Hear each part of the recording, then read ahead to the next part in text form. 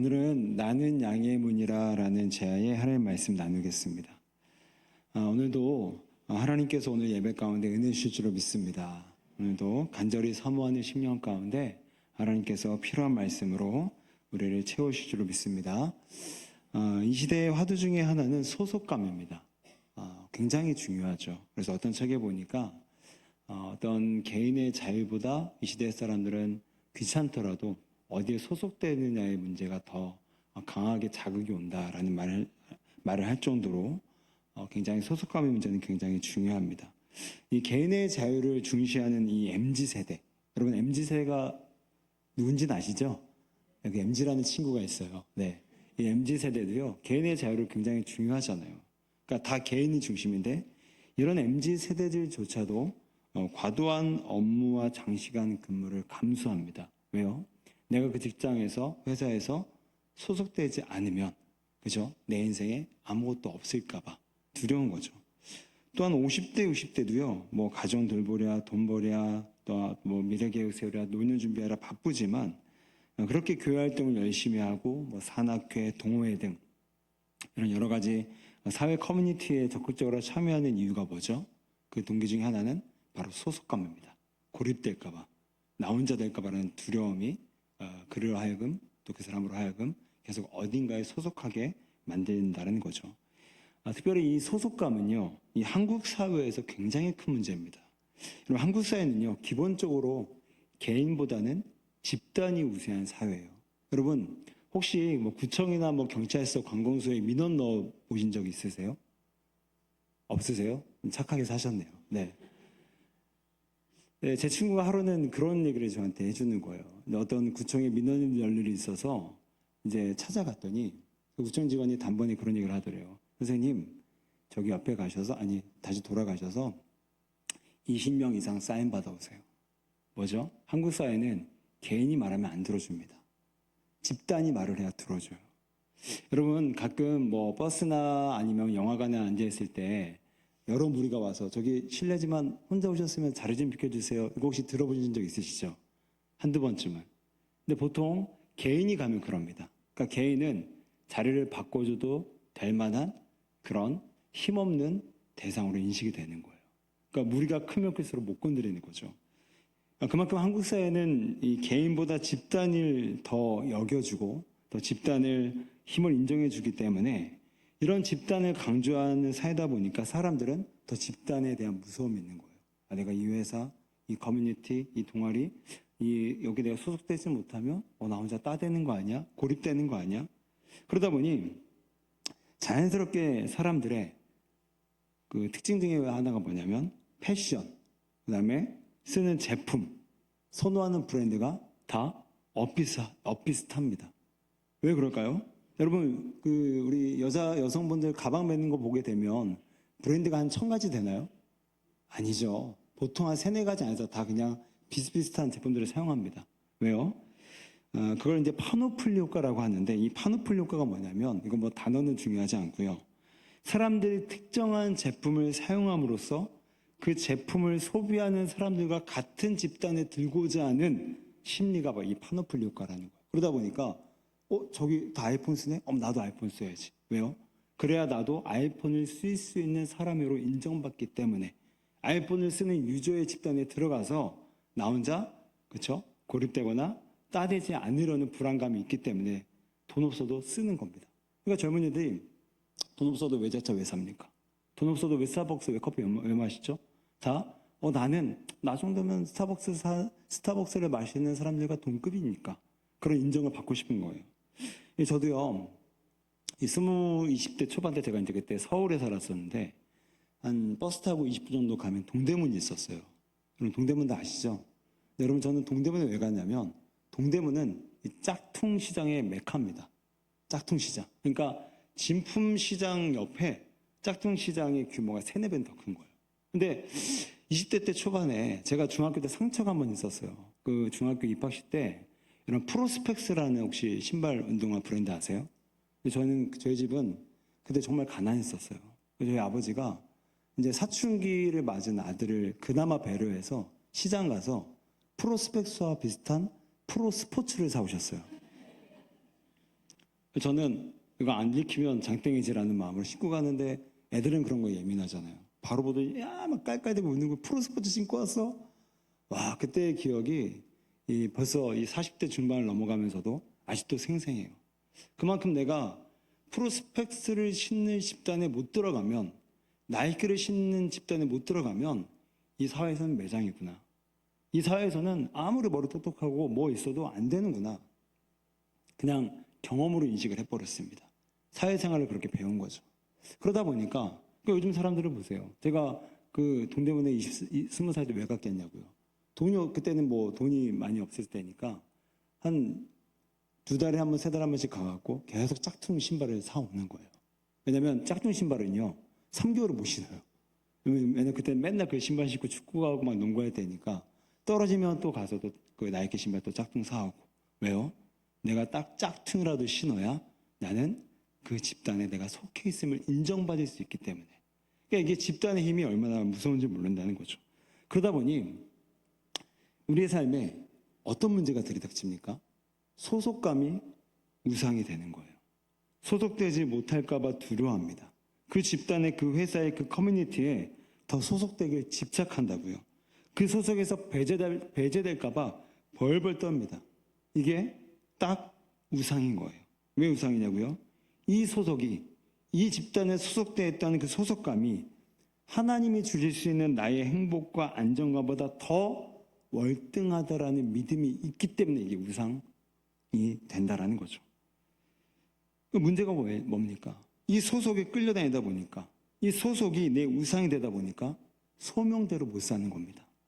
여기저기에 기웃거리면서 여기 소속될까 저기 소속될까 그것 따지다가 소명대로 못 살아가는 게 우리 비참한 현실이라는 거죠. 그러니까 소속만 늘 쫓다 보니까 소명을 잃어버리니까 인생에 방황이 찾아올 수밖에 없다는 거 아닙니까? 자, 그렇다면 오늘 본문을 통해서 우리는 이 소속감의 우상에서 어떻게 해방될 수 있을까? 자, 오늘 본문을 보시게 되면 예수님은 자신을 나는 양의 문이다 이렇게 자기를 선언하세요. 나는 뭐라고요? 양의 문이다. 자, 이 말씀의 배경은요, 왜 예수님께서 이 말씀을 하셨는지에 대한 원인 파악은요, 우리가 읽으셨던 요한복음 10장 앞부터 살펴보셔야 됩니다. 요한복음 9장에 보게 되니까 예수님이 태어나면서부터 그 소경, 그러니까 장님된 한 청년을 치료해 주세요. 진흙 바르고 이제 너 실로암 가라. 그랬더니 딱 치유가 됩니다. 그 결과 막 그 동네 부근에서 막 예수님의 명성이 막 솟구쳐 올랐던 거예요. 예수님 한마디에 사람이 눈을 떴네. 이게 얼마나 큰 기적입니까? 그러니까 명성이 자자했던 거예요. 그러니까 이걸 지켜보고 있었던 종교 지도자들이 시샘이 발동한 거예요. 우리가 받았던 존경, 우리가 받았던 그런 신뢰, 저 사람이 다 뺏어가네. 그래서 이 종교 지도자들이 이제 나서기 시작합니다. 어떻게 나서냐면 그 청년을 불러요. 너 그만 떠들어. 너 예수님이 치료했다고 말하지 마. 이렇게 겁박을 합니다. 근데 이 청년은 여러분 체험이 이래서 중요해요. 자기가 체험했잖아요. 눈 떴잖아요. 그러니까 종교 지도자들이 겁박해도 무슨 소리야. 내가 눈 떴는데 그분이 하신 건데. 이 종교 지도자들의 그 요구를 듣질 않습니다. 듣지 않으니까 이 종교 지도자들이 누굴 부르냐면 그 청년의 부모를 부릅니다. 부모를 불러서 똑같이 겁박하는 거예요. 당신들 아들 입을 막으세요. 안 막으면 우리가 가만히 있지 않을 겁니다. 그 본문이 우리 요한복음 9장 22절인데 한번 좀 보여주시겠어요? 자, 요한복음 9장 22절 앞에 화면을 보시게 되면 부모가 이렇게 말한 것은, 여기서 말하는 이렇게 말했다는 것은 그 종교 지도자들의 요구를 들어주게 됩니다. 아들과는 다르게. 근데 이렇게 말한 것은 그 이유가 뭐냐면 이미 유대인들이 누구든지 예수를 그리스도로 시인하는 자는 출교하기로 결의하였으므로 그들을 무서워함이라. 여러분, 출교라는 단어가 나오잖아요. 그러니까 우리는 이 현대 시대의 출교는요, 뭐 예전에 좀 한국 그 기독교 초기에는 그나마 좀 무서웠습니다. 말 그대로 교회가 권징하고 벌을 줬으면 수찬 정죄를 당하기도 하고 교회에서 정말 쫓겨나기도 했던 일들이 역사가 있었는데 이제는 안 그렇잖아요. 그렇죠? 이제는 우리 교회에서 출교하면 딴 동네, 옆에 동네 교회 출석합니다. 그러니까 출교가 아무것도 아닌 시대가 됐지만 여러분 이 유대교에서 출교는요. 유대교 이퀄 유대 사회입니다. 그러니까 그 당시에 출교를 했던 사람이 어떤 징계를 받았는지 제가 좀 역사적 문헌을 좀 찾아보니까 첫 번째는 상거래 금지. 그러니까 굶어 죽는 거예요. 아무것도 못 삽니다. 두 번째, 유대인의 묘지에 못 묻힙니다. 여러분 그 전통을 자랑했던 사람들이 죽었는데 유대인의 묘지에 못 묻힌다. 그러면 이방인들의 묘지에 묻혔다는 거죠. 얼마나 수치스럽겠습니까? 세 번째, 학교를 못 가요. 그러니까 아마 저는 상상해 보건데 아마 이 유대인의 부모들이 그 아들의 문제를 놓고 이 유대 종교 지도자들의 왜 그런 요구에 부응했을까, 들어줬을까? 아마 아들이 걸리지 않았을까? 교육 못 받죠. 못 먹고 살죠. 유대인의 묘지 못 묻히죠. 그러니까 이러한 취급과 수치와 엄청난 형벌을 당하는 게 바로 출교라는 겁니다. 그러니까 결국 유대교 집단에서 배제되는 순간 죽는 거예요. 그러니까 얼마나 이 9장 22절의 표현처럼 무서웠겠습니까? 그런데 이렇게 종교 지도자들이 다시 부모를 겁박하고 순순히 따른 걸 보고 또 자신감을 얻었는지 아들을 한 번 더 부릅니다. 그 당사자를. 근데 당사자는 똑같이 또 하는 거예요. 내가 이렇게 늙었는데 말하지 말라뇨. 나 그거 못합니다. 저분이 날 치료하셨어요. 부모는 겁박에 넘어갔지만 이 아들은 겁박에 넘어가지 않았습니다. 그래서 끝까지 예수님을 증언하고 높였어요. 그랬더니 요한복음 9장 34절. 이 종교 지도자들이 이 청년을 향해서 이렇게 얘기를 하죠. 그들이 대답하여 이르되 네가 온전히 죄 가운데서 나서 우리를 가르치느냐 하고 이에 쫓아내어 보내니라. 여기서 말하는 쫓아내라는 말이 추방하다라는 단어인데 이 단어가 창세기에서 죄를 지은 아담과 하와를 하나님께서 쫓아내실 때 쓰였던 단어와 동일한 단어입니다. 그러니까 무슨 말입니까? 출교까지는 아니더라도 완전히 너는 우리 집단에서 아웃이야. 우리는 더 이상 너를 보호하지 않을 거야. 네 힘으로 알아서 살아가 봐. 여러분 이 청년이 이 얘기를 듣고 추방이라는 얘기를 듣고 여러분 마음이 어떻겠습니까? 여러분 마음이 어떻겠어요? 여러분 오늘 우리 성가대가 열심히 찬양하셨는데 우리 지휘자님이 끝나고 나서 자 모여보세요. 오늘 의미탈하신 분 다 나가세요. 그 마음이 어떻겠어요? 이렇게 내가 자격이 없어서 잘리는구나. 나 더 이상 성가대도 못 쓰는구나. 그 정도도 이렇게 마음이 출렁거릴 텐데 아까 말씀드렸죠? 상거래 금지. 묘지에도 못 묻혀. 학교도 못 다녀. 그러니까 이 청년의 입장, 눈은 나았지만 눈은 떴지만 청년의 입장에서는 얼마나 두렵겠습니까? 집단에서 배제되고 집단에서 아웃되고 더 이상 먹고 살 일도 교육도 인생다운 인생 못 살아가는 자신의 미래 눈에 보일 때 얼마나 두려웠겠냐고요. 그런 청년을 향해서 오늘 예수님께서 뭐라고 말씀하셨다고요? 나는 양의 문이다. 나는 양의 문이다. 여러분 양의 문이라는 것들을 개념을 이해하시려면 그 당시의 배경을 조금은 아셔야 됩니다. 그 당시는요 양들이 한 곳에서 이 풀을 뜯지 않았어요. 금세 풀이 동나기 때문에 돌아다닙니다.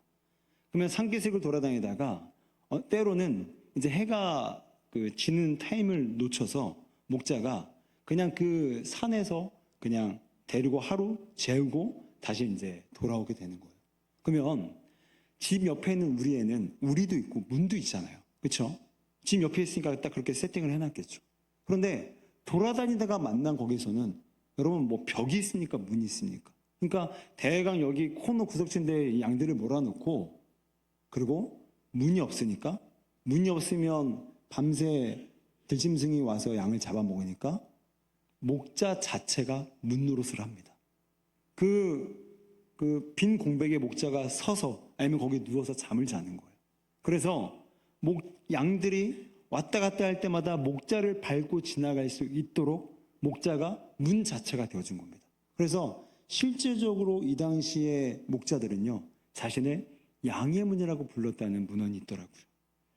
이건 그러니까 오늘 예수님께서 이 집단에서 배제되고 소속에서 배제돼서 이제 죽을 희망밖에 보이지 않는 이 청년을 향해서 나는 양의 문이야 라고 말했다는 것은 무슨 말이냐면 쉽게 말하면 이겁니다. 청년아 걱정 마. 내가 너의 문이 되어줄게. 지금까지 유대 종교가 너의 문이 되어주었고 유대교회 소속됨이 너의 인생의 보호막이었다면, 그리고 이제 그 보호막에서 네가 배제되고 쫓겨났다라면, 그래서 두렵다라면 걱정 마. 내가 너의 문이 되어줄게. 그리고 너는 내 소속이야. 너는 내 소속이야. 내가 너 지킬 거야. 어떤 일이 있더라도 너를 굶기지 않을 것이고, 어떤 일이 있더라도 너를 내가 반드시 책임질 거야. 이 말을 한 게 바로 나는 양의 문이다 라는 예수님의 자기 선언이 의미하는 바라는 거죠. 이런 문은 소속을 의미합니다. 그렇죠. 오늘 우리가 교회당 문 안에 안쪽이 있기 때문에 우리가 교회에 등록된 교인인 것인 것처럼, 오늘 이 청년은 예수님이라는 문 안에 들어왔기 때문에 이 청년의 소속은 바로 예수님이 된 것입니다. 이어서 예수님은 10장 8절에서 이렇게 말씀을 하세요. 그 청년을 향해서 나보다 먼저 온 자는 다 절도요 강도니 양들이 듣지 아니하였느니라. 여기서 먼저 온 자들은 누구를 가리킬까요? 바로 이 청년이 두려워했던 종교 집단, 유대교의 종교 지도자들을 가리킵니다. 그러니까 더 이상 그들을 믿지 말라는 겁니다. 그들이 지금까지 약속했던 어떤 보호, 또한 제공, 안전, 평화, 그거 다 거짓이라는 겁니다. 그건 절도요 강도, 오히려 청년을 탈취해 갔던 집단이라는 것이죠. 그러니 그 집단에서 배제된 것이 패망이고 실망이고 패배가 아니라 오히려 잘 됐다고 말씀하신 거예요. 그 집단에서 배제되었지만 그들은 절도요 강도이기 때문에 오직 내 안에 거한 청년의 인생이 이제는 복됨을, 우주에서 가장 큰 복을 받은 사람임을 오늘 예수님께서 선포하고 계시다라는 것이죠. 사랑하는 성도 여러분, 여러분은 어떠십니까? 세상은 돈이 문제라고 말합니다. 돈 안에 있어야 살 수 있고, 돈을 제공받아야 살 수 있고, 맞죠? 세상은 권력의 문제라고 말합니다.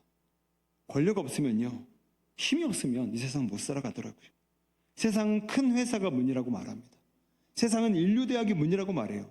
큰 회사와 인류대학에 처해 있어야, 소속되어 있어야 성공의 지름길을 확보할 수 있다고 말합니다. 맞는 말인 것 같아요. 부분적으로 맞는 말일 수도 있습니다. 그러나 우리 인생의 성공 정도가 아니라 궁극적인 운명을 잘되게 하는 것은 권력도 돈도 큰 회사도 인류대학이 아닌 바로 예수 그리스도인 줄로 믿습니다. 여러분, 제가 그 30대 초반에 저기 서울 신림동에 있는 한 대형교회에서 사역을 한 적이 있었어요. 그때는 제가 전도사일 때라 정확히 교회 인원이 몇 명인지 모르겠는데 어른 애들 청년 다 합치면 한 6천 명, 7천 명 되는 그런 대형교회인 걸로 알고 있었는데, 이제 거기를 이제 제가 청소년 사역이 너무 해보고 싶어서 그때는 제가 아동부 사역을 했다가 이제 서울의 한 교회로 이제 이 교회를 사임하고 이제 옮겨갔습니다. 그러고 나서 이제 한 세미나를 갔다가 우연히 이제 그 대형교회에서 함께 사역했던 저를 굉장히 좀 아껴주셨던 큰형님 같은 이 목사님을 그 세미나에서 우연히 만나게 된 거예요. 그러니까 몇 년 만에 만나니까 너무 이제 반갑게 형님 잘 계셨어요? 아우 잘 있었어요. 이렇게 막 앉기도 하고 인사를 나누다가 둘 다 목회자니까 바로 화제거리가 교회 얘기로 넘어간 거죠. 그러니까 동생 어디 교회 다니니까 어디 교회 다녀요? 대강 얘기했습니다. 왜냐하면 유명한 교회가 아니었기 때문에 알아봤자 모를 테니까. 그러고 나서 바로 던진 질문이 거기 몇 명 나와? 그러니까 제가 한 몇백 명 나와요. 그러니까 이렇게 말씀드렸더니 그 눈빛을 잊을 수가 없어요. 한 10년 전의 일인데 저를 굉장히 안타까운 눈빛으로 보시는 거예요. 마치 인생의 실패자처럼 저를 쳐다보시는 거예요.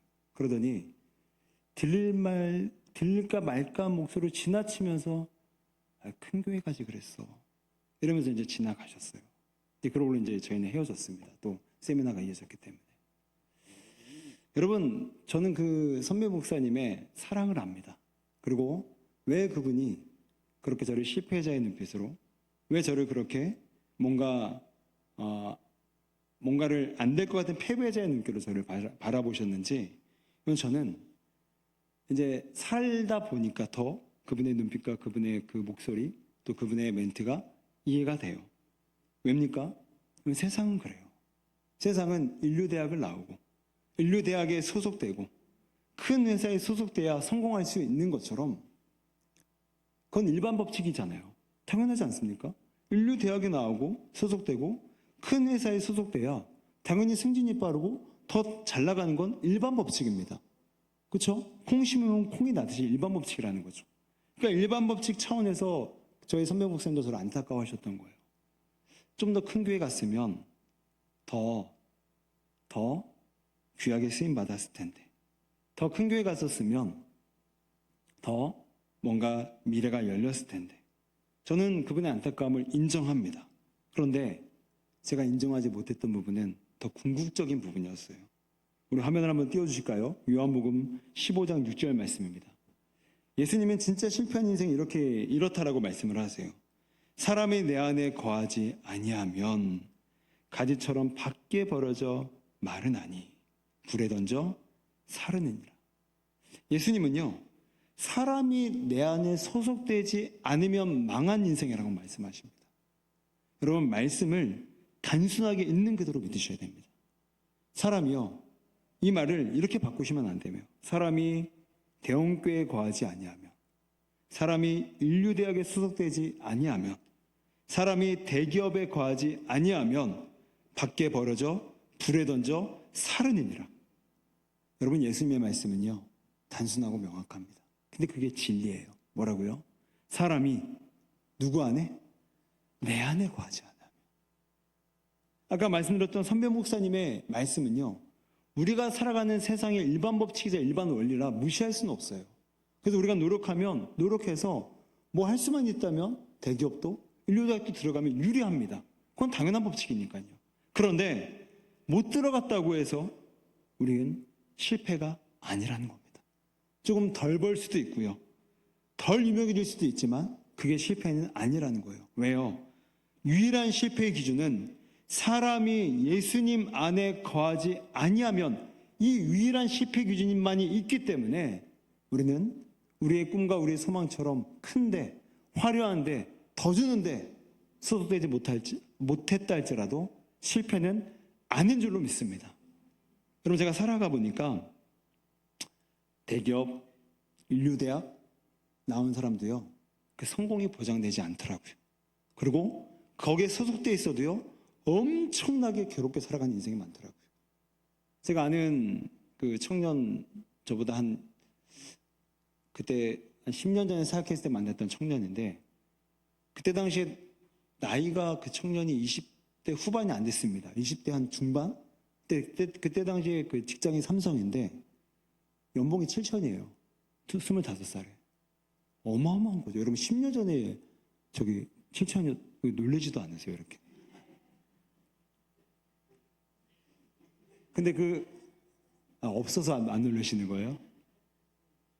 근데 그 청년이요, 주일마다 와갖고요, 정말 인생의 모든 괴로움과 짐을 다 들고 오는 거예요. 죽겠대요. 빨리 퇴사하고 싶대요. 여러분, 오늘 예수님은 우리에게 정확하게 말씀하십니다. 진리를 믿으셔야 돼요. 인류대학에 못 들어가면, 대기업에 못 들어가면이 아니라 사람이 내 안에 소속되지 아니하면. 여러분, 우리는 대기업, 또한 인류기업, 인류회사, 인류대학에 소속 못했다 할지라도 우리는 행복한 사람입니다. 그럼 그 증인이 누굴까요? 바로 우리들입니다. 우리들이에요. 여러분, 불행하세요? 불행하십니까? 여기서 아니라고, 예라고 대답 못 하시겠죠? 여러분이 불행한 건요, 불행하시다면 여러분이 불행한 이유는요, 대기업에 못 들어가서가 아니라, 인류대학이라는 내 인생에 스펙이 없어서가 아니라 예수님 안에 없기 때문입니다. 지금 내 현재 상태가 예수님 안에 거하지 소속되지 못하기 때문에 불행한 거지, 대기업, 인류기업에 소속되지 못했기 때문이 아니라는 거죠. 그러므로 간절히 바라기는 오늘도 내일도 영원토록 우리 인생에 닿는 그날까지 날마다 예수님 안에 소속되셔서 그 예수님과 날마다 동행하기를 기뻐하셔서 그 예수님 안에 있는 사람만이 받는 놀라운 위로와 감격과 소망을 얻는 우리 모두가 되시기를 주의 이름으로 축원드립니다. 자, 그렇다면 어떻게 해야 우리는 예수님 안에 더욱더 소속될 수 있을까요? 예수님 안에 소속되는 것이 인생의 유일한 성공이라면 그 소속은 어떻게 가능할까요? 자, 한번 따라해 보시겠습니까? 시각이 아닌 청각에 집중해야 된다.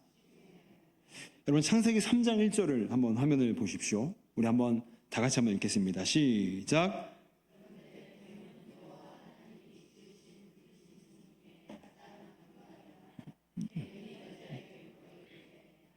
참으로 너에게 동산 모든 나무의 열매를 먹지 말라 하시더냐. 오늘 이 뱀의 마지막 말을 좀 주목해 보십시오. 하시더냐? 하셨어? 그거 진짜야? 지금 뱀의 의도가 뭐죠? 의심하게 만드는 겁니다. 그래서 그 말씀을 순종하지 못하도록. 그러니까 하와에 지금 청각에 의심이라는 이 사탄의 속임수가 들어온 거예요. 자, 그랬더니 바로 창세기 3장 6절을 보십시오. 여자가 본즉 그 나무를 본즉 먹음직도 하고 보암직도 하고 지혜롭게 할 만큼 탐스럽기도 한 나무인지라. 그럼 그 중에서 저는 보암직도 좀 여기 집중하고 싶어요. 여러분, 청각이라는 말씀을 주신 청각에 의심이 들어오니까 귀는 닫혀지고, 그렇죠? 시각이라는 동공이 커진 겁니다. 그래서 청각으로 주셨던 말씀은 희미해지고 의심이 생기고 도리어 유혹이 없었던 시각에 유혹이 들어와서 이 보암직에 이 하와가 넘어지게 됐다라는 거예요. 그래서 이 오스기니스라는 유명한 신학자는 이 하와의 타락의 중심에는 시각으로 유발된 욕망이라고 해석하기도 했습니다. 시각으로 유발된 욕망. 여러분, 하와가 그럼 어떻게 넘어졌겠습니까? 왜 넘어졌다고요? 그러니까 자기가 보니까 탐스럽고 보암직하고 먹음직스러운 이 시각으로 꽂히는 열매가 있는 거예요. 야, 이거 먹으면 되게 행복할 것 같은데 아까 뱀이 뭐라고 했죠? 하시더냐? 너 그거 정말 먹지 말라고 하시더냐? 그러니까 마음에 어떤 마음이 생깁니까? 하나님께 대한 불만이 생기는 거예요. 아니, 이렇게 탐스럽고 이렇게 먹음직스럽고 이렇게 범직한 걸 못 먹게 해? 하나님께 소속되니까 이거 별 인생 재미없네? 아, 나 그 소속에서 나와야 되겠다. 그 소속에서 나와서 무소속으로 살아야 되겠다. 하나님의 주권 인정 안 하고 하나님의 그 명령 순종 안 하는 게 무소속이 내 인생에 진짜 평화 가져다 주겠다. 지금 하와가 그런 마음을 먹게 됐다라는 거죠. 그러니 오늘 이 창세기의 본문이 우리에게 주는 의미가 도전이 무엇입니까? 하나님께 소속되기 위해서 우리에게 필요한 것은 뭐냐면요, 욕망 앞에서 눈을 감고 말씀 앞에서 귀를 여셔야 될 줄로 믿습니다. 여러분, 왜 우리가 다 넘어집니까? 오늘 우리가 받는 유혹의 90%가 뭐죠? 다 시각적인 겁니다. 그렇죠? 페이스북에, 카카오톡에, 인스타에 먹는 거 천지, 아름다운 자연공간 천지, 초고층의 빌딩 천지. 그러니까 사람이 말씀은 자꾸만 안 들리고 시각적인 유혹에 자꾸만 빠진다라는 거죠. 우리 신명기 4장 12절에 보게 되니까 하나님께서 이렇게 말씀하셨어요. 여호와께서 불길 중에서 너에게 말씀하시되 음성뿐이었으므로 너희가 그 말소리만 듣고 형상은 보지 못하였느니라. 그럼 하나님이 인간과 관계 맺는 방식은요, 형상은 없었습니다. 보여주지 않으셨어요. 보여준 건 거의 없었고요. 대부분은 다 말씀으로만 사람에게 관계를 맺으셨다는 거예요. 여러분, 오늘 말씀을 보십시오. 오늘 우리가 읽으셨던 10장 7절 앞을 보게 되니까 요한복음 10장 3절, 4절, 5절 말씀을 좀 보십시오. 3절, 문지기는 그를 위하여 문을 열고 양은 그의 뭐를 듣나니? 음성을 듣나니. 자, 4절입니다. 자기 양을 다 내놓은 후에 앞서가면 양들이 그의 음성을 아는 고로 따라오되. 5절입니다. 타인의 음성은 알지 못하는 고로 타인을 따르지 아니하고 도리어 도망하느니라. 여러분, 양은요, 우리가 잘 아시는 것처럼 시력이 굉장히 안 좋습니다. 이 마이너스 한 10디오토가 되기 때문에 2m 앞에 있는 그 사람의 얼굴도 분간을 못해요. 그래서 양이 목자를 판별하는 기준은 다 음성으로 듣습니다. 그래서 아무리 비슷한 그 성대모사를 한다 할지라도 안소가 넘어가요. 아주 기가 막히게 구별을 해냅니다. 그래서 철저하게 주인의 음성만을 구별해내고 그 주인의 음성을 쫓아 그 주인을 따라가게 된다는 거죠. 그만큼 양은 시력은 닫혀져 있고 귀는 열려져 있는 존재입니다. 하나님은 목자라 하셨고 우리는 그 목자의 양이라고 하셨어요. 근데 양이 넘어지고 양이 시험에 넘어진 순간은요, 이 음성으로 목자의 음성을 구분하지 않고 자꾸만 내 시각으로 목자를 쫓아가려고 합니다. 시각으로 목자를 쫓아가려고 하니까 맛있는 음식을 먹는 이 세상이 보이고요, 화려한 옷을 입는 여성들의 그 모습이 보이고요, 막 돈을 쓰는 사람들의 화려한 삶이 보이고요. 그러니까 믿음과 신앙과 이쪽이 아니라 다 세상의 시각적인 유혹을 쫓아 갈 수밖에 없는 형편이 점점 더 가속화되고 있다는 거죠. 베드로를 보십시오. 베드로가 인류 최초이자 마지막으로 물 위를 걸었어요. 이건 어마어마한 사건이죠.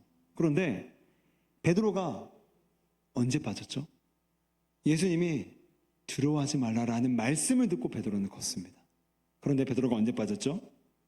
마태복음 14장에 보게 되니까 바람을 보고 무서워 빠져가는지라. 베드로는 들었을 때 걷습니다. 들어가지 말라는 주님의 말씀을 들을 때는 담대하게 걸어요. 의심이 하나도 없습니다. 그런데 바람을 봤더니 무서워 빠져가는지라. 시각의 유혹에 빠졌다는 거죠. 그런가 하면 12명의 정탐꾼을 보세요. 하나님은 말씀하십니다. 저들은 너의 밥이야. 그 말씀을 들을 때는 막 충만합니다. 우리가 저 땅을 다 정복할 수 있겠다. 말씀을 들을 때는 막 믿음이 막 왕성해요. 그런데 그들의 눈을 들어서 그 땅의 남자들을 봤더니 너무너무 장대하고 강성해 보이는 거예요. 그거에 비해서 나는 뭐와 같다고 했죠? 메뚜기처럼 보이는 거예요. 그들이 보지 않았다라면, 오직 시각에만 집중했다라면 그 말씀에 힘입어 승리했을 텐데, 그 땅 정복했을 텐데, 귀는 닫고 눈을 여니까 그들은 실패한 인생이 됐다라는 거죠. 우리도 마찬가지라는 겁니다. 인류대학, 큰 회사, 화려한 동아리, 거기에 시각적으로 그걸 보고 그것에 매료되어서 거기에 속해야 내 인생이 풀리겠다. 저 집단에 들어가야, 저 화려해 보이고 저 중심이 되는 저 센터에 들어가야 내 인생도 센터로 가겠다. 이 시각 때문에 우리의 소속이 예수님에서 세상으로 자꾸만 변질되고 휩쓸려 내려간다는 거죠. 여러분, 유대인들은요, 예루살렘의 성전을 지구의 배꼽이라고 불렀습니다. 지구에 뭐라고 불렀다고요? 배꼽. 여러분, 우리 육체의 가장 정중앙에 뭐가 있는 거죠? 뭐가 있죠? 제가 이렇게 힌트를 들어도 어쩌면 이렇게 못 따라오세요. 우리 육체의 정중앙에는 배꼽이 있어요. 그러니까 우리 예루살렘 성전이 지구의 배꼽이다. 이 말 무슨 말이죠? 최고다. 최고니까 이 금으로 보석으로 만든 이 화려한 성전에 소속만 되어 있다면 내 인생도 센터가 되겠다. 내 인생도 중심이 되겠다. 변두리에서 주변부에 있다가 중심으로 들어올 수 있겠다. 그들은 하나님도 버리고 예수님도 버립니다. 대신에 눈에 보기에 화려한 저 성전 건물 안에 소속되는 것만을 자신의 인생의 유일한 성공의 원칙으로 삼았다라는 거죠. 그러니까 그들은 더욱더 뭉치는 거예요. 종교 집단, 유대 집단, 그리고 말 안 듣는 여기서 너희들 아웃시킬 거야. 너희들 빼버릴 거야. 폐지시킬 거야. 그러나 이 청년은 오늘 이 예수님의 말씀을 듣고, 이 말씀을 듣고, 양은 음성을 듣나니 말씀을 듣고 더 이상 그 시각적으로 화려한 성전을 바라보면서 내가 저기에서 아웃됐구나, 내 인생 망했다, 이게 아니라 그래 나가라고? 나가지 뭐. 왜? 난 예수님 안에 들어갈 거니까. 난 하나님 안에 있으니까. 존 웨슬리는요, 굉장히 유명한 우리 과거 전시대의 영적인 선각자였습니다.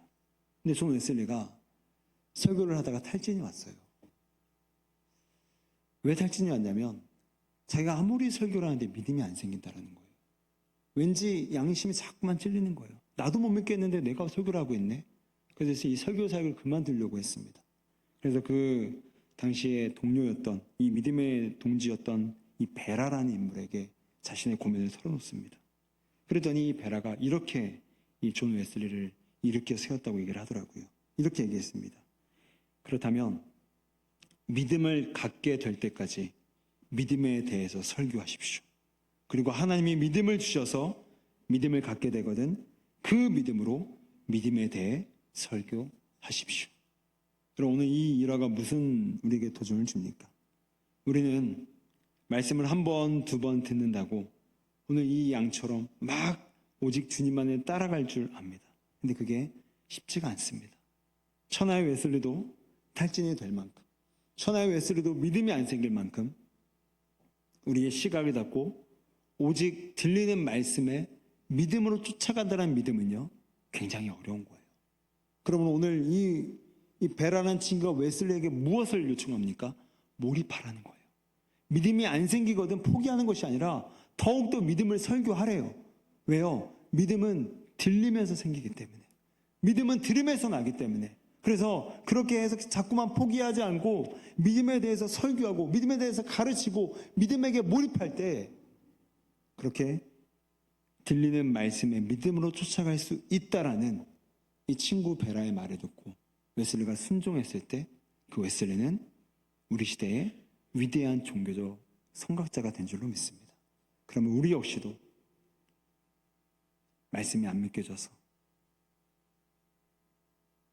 눈에 보이는 시각으로 보여지는 세상의 엄청난 압도됨, 그 화려함을 쫓아갈 수밖에 없는 생겨나는 내면의 유혹들, 도저히 믿음이 안 생겨서 도저히 이 믿음을 못 쫓아갈 것 같은 그러한 불신앙이 느껴진다라면 그때 포기하는 것이 아니라 오늘 웨슬리처럼 더욱더 믿음에 들리는 말씀에 몰입하셔야 될 줄로 믿습니다. 그러면 하나님의 성령께서 점점 더 시간이 갈수록 우리 시각으로 들어오는 유혹은 차단해 주시고 우리의 영적인 귀는 더 열어주셔서 오늘 웨슬리가 일어났던 것처럼 우리 역시도 믿음으로 일어나게 될 줄로 믿습니다. 그러므로 오늘 하나님 안에 소속되기 위해서 우리에게 필요한 것은 세상에 화려해 보이는 집단의 소속, 이 시각의 눈을 뺏기는 것이 아니라 계속해서 주의 말씀을 찾아보고 묵상하고 그 말씀 붙잡고 기도하며 나갈 때 없는 믿음도 생겨날 줄로 믿습니다. 하락하는 믿음도 상승하게 될 줄로 믿습니다. 말씀을 정리할게요. 오늘 눈을 뜬 청년은 유대교 집단에서는 배제되었지만 예수님 안에 새롭게 소속되었기 때문에 그는 실패한 인생이 아니라 복받은 인생으로 오늘 예수님은 규정하셨습니다. 우리 역시도 세상에 화려해 보이는 집단에 소속되지 못한다 할지라도 예수님 안에 소속되었다는 그 믿음으로 이 땅의 모든 유혹들을 이겨내고 모든 두려움들을 이겨내는 우리 되시기를 주의 이름으로 축원드립니다. 이렇게 시간에 기도하실 때에 오늘 이 청년은